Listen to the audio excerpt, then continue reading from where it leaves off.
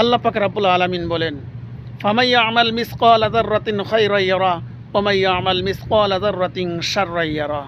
আল্লাহ পাক রব্বুল আলামিন আল্লাহর বান্দাদের কাছ থেকে জাররা জাররা পরিমাণ হিসাব নেবেন। কারো প্রতি আল্লাহ পাক রব্বুল আলামিন কোনো জুলুম করবেন না।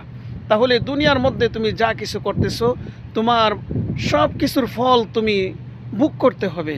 তুমি যদি ভালো করো তাহলে ভালো ফল পাবে, তুমি যদি খারাপ করো তাহলে তুমি খারাপের ফল তুমি ভোগ করতে হবে। এই জন্যই জাররা পরিমাণ কতটুকু, ওলামায়ে কেরামরা তারা বলেন জাররা পরিমাণ হচ্ছে একটা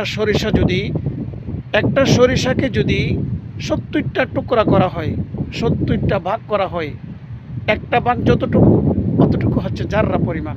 ওই জাররা পরিমাণ যদি তুমি নেক করো, এই নেকের ফল পাইবা। জাররা পরিমাণ যদি তুমি গুনাহ করো, এই গুনার ফল পাইবা।